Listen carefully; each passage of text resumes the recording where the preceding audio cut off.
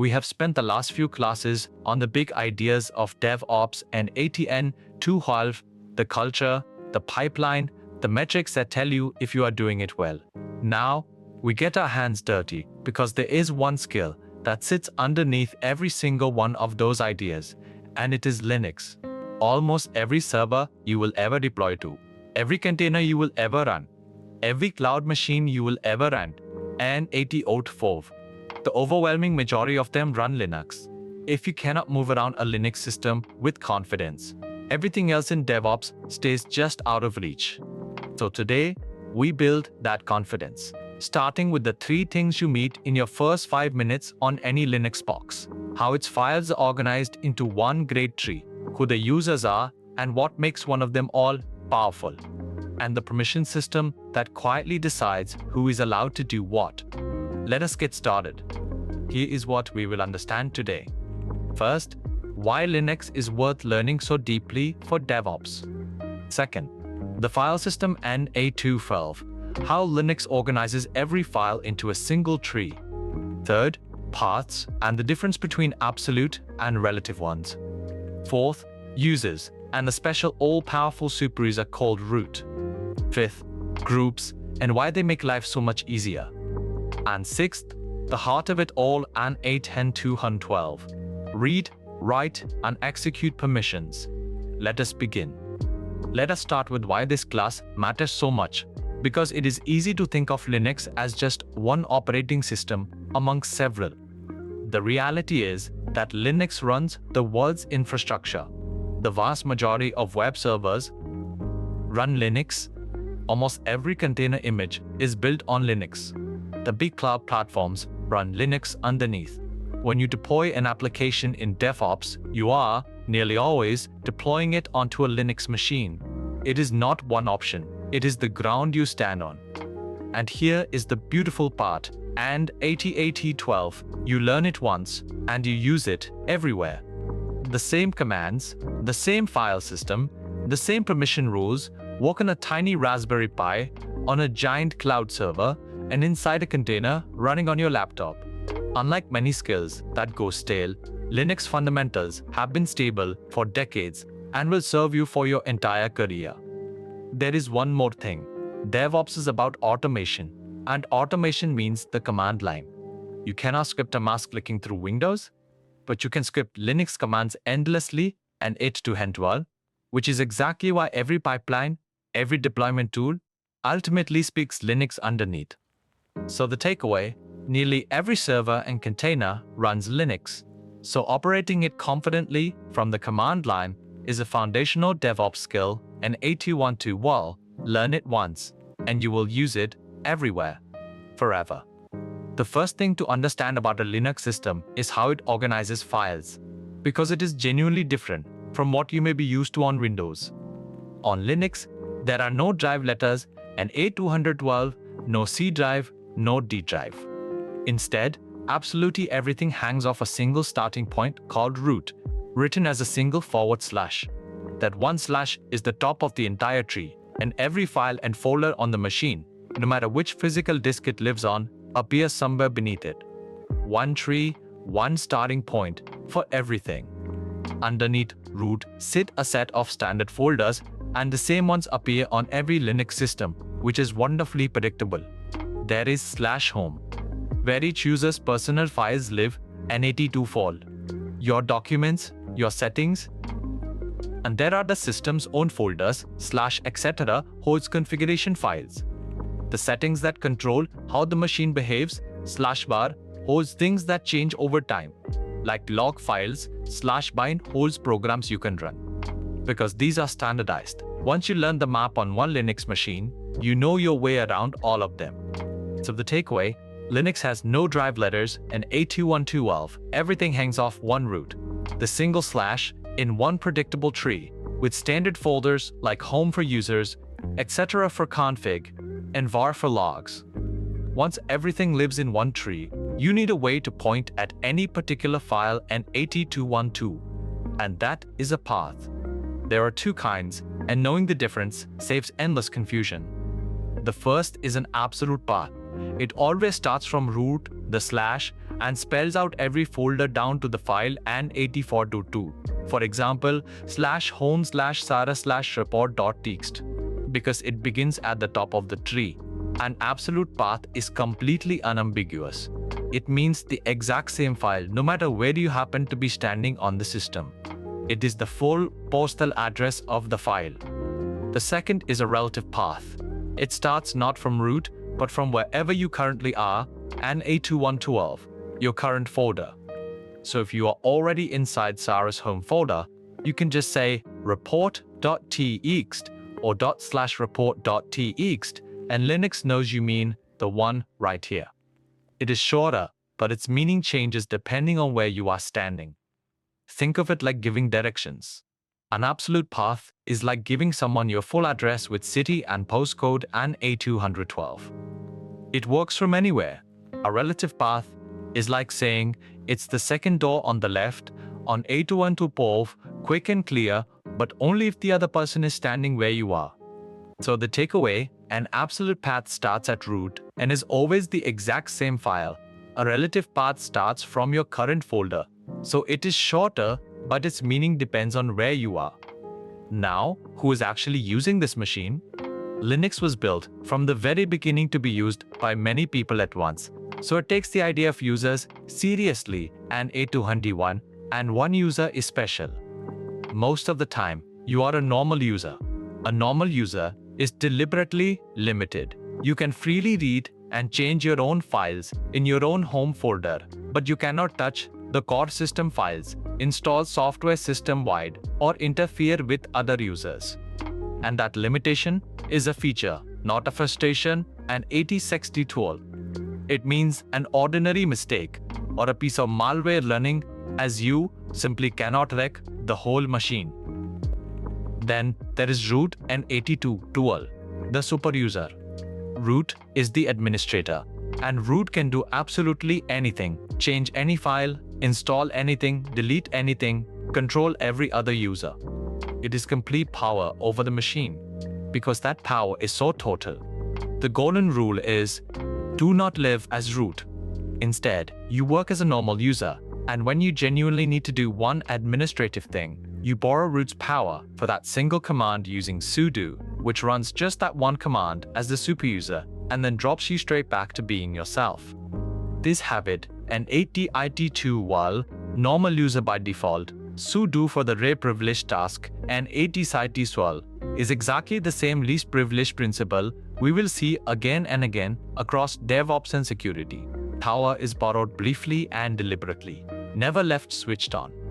So the takeaway, a normal user is safely limited, while root can do anything NA221, so you work as a normal user and step up to root only for single commands with sudo, never living in that power.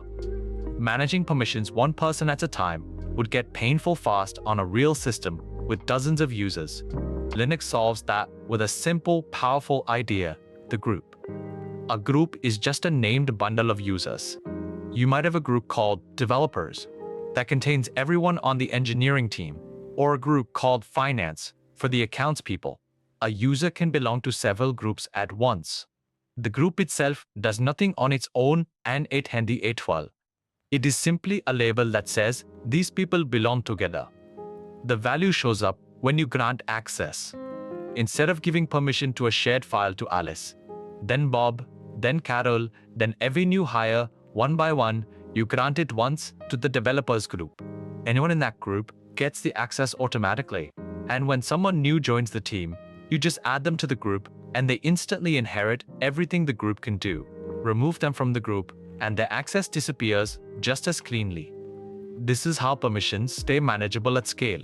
Real servers have many users and many shared resources, and groups are what keep that from turning into an unmanageable web of individual settings. Think in teams, not individuals. So the takeaway, a group bundles users together so you can grant a permission to a whole team at once, NA21. Add or remove people from the group, and the access follows automatically, which is what keeps large systems manageable. Now, we reach the heart of the class, the permission system itself, and 8112. And the wonderful thing is that its entire vocabulary is just 3 words. The first is read, shown as the letter R. If you have read permission on a file, you can look at its contents and A21, open it, view it, copy it. On a folder, read lets you see the list of what is inside. The second is write, shown as WY write permission, lets you change a file and AT212, edit its contents, or delete it. On a folder, write lets you add or remove files inside it. This is the powerful, dangerous one because it lets you alter things. The third is execute, shown as X execute permission, lets you run the file as a program. This is the one people new to Linux forget. A script or a program is just a file, and it will not run unless it has the execute permission switched on, no matter how perfect the code inside is. So the takeaway, every file carries just 3 permissions, an A2112, read to view it, write to change it, and execute to run it as a program. That tiny 3-word vocabulary is the whole permission system. Everything else is just deciding who gets which. So we have 3 powers and A212, read, write, execute. The clever part of Linux is that it does not set them just once per file.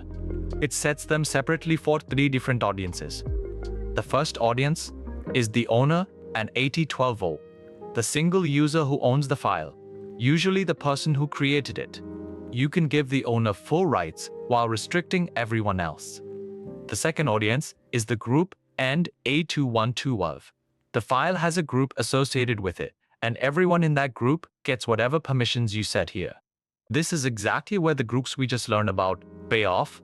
Set the group permission once, and the whole team is covered. The third audience is others and AT212, literally everyone else on the system who is neither the owner nor in the group. This is usually where you are most careful, because others can mean anyone at all. So the takeaway, each of the 3 powers, and A2212, read, write, execute, and A2212, is set separately for 3 audiences, the owner, the group, and everyone else. 3 powers times 3 audiences is why you will see 9 little letters describing every file. Let us put it all together into the everyday workflow and A212, how you actually see and set these permissions on a real machine. First, you read them. When you list a folder's contents in detail, Linux shows you those 9 letters for each file and AT21, the read, write, execute settings for owner, then group, then others, laid out in order. A dash means that permission is switched off. With one glance, you can read exactly who can do what to that file. Then you decide. Look at the file and ask the real question, who genuinely needs to read this? Who needs to change it? And does anyone need to run it? The answer should be driven by what the job actually requires, not by what is easiest. And then you change them, using the command changemod and A2112, short for change mode. Change mod is how you switch those permission letters on and off, granting or removing read, write, or execute for owner, group, or others. Once you can read the 9 letters and set them with change mod, you earn full control of access on the machine. So the takeaway, list a file to read its 9 permission letters, decide who truly needs read, write, or execute, and then set exactly that with the change mod command. Read, decide, change in A212, that is the whole loop. Before we finish, a few habits that separate someone who merely knows the commands from someone who runs systems safely and A2112. Because permissions are where a great deal of real-world security is won or lost. First, always give the least access that actually works, not the most access that is convenient. It is tempting to open everything up so nothing ever gets blocked, but every extra permission is a door left open. Grant exactly what the task needs and no more. Second, never fall into the habit of making a file readable, writable, and executable by absolutely everyone and A212, the infamous wide open setting. It makes the immediate problem go away, but it means any user or any compromised process can change or replace that file. It is one of the most common and most dangerous shortcuts in Linux. And third, use root in short, deliberate bursts. Run the one command that needs it with sudo then go back to being a normal user. Do not open a root session and leave it running, because everything you then do, including your mistakes, runs with unlimited power. So the takeaway, grant the least access that works, never make files open to absolutely everyone, and reach for root only in brief, deliberate moments. And 8202, these three habits are where everyday Linux security actually lives. Let us gather the whole class in one breath. Linux runs almost every server and container, so command line skill is core to DevOps. Everything lives in one tree that hangs off root, the single slash, and 8212, no drive letters. Paths come in two kinds. Absolute starts at root, relative starts from where you are. Normal users are limited, while root can do anything, so you borrow root briefly with sudo. Groups bundle users, so you can grant access to a whole team at once. And permissions are read, write, and execute, set separately for owner, group, and others. Next class, and 8212, Linux fundamentals 2, processes, packages, and services. One idea at a time. That is your first real foothold on Linux and 8212. One tree of files, a clear sense of who the users are, and the 9 little letters that decide who can do what. This is the ground everything else in DevOps is built on, from writing a deployment script to hardening a production server. Get comfortable here, practice moving around and reading permissions, and the Linux machine stops being intimidating and starts being a place you command. We will see you in the next class.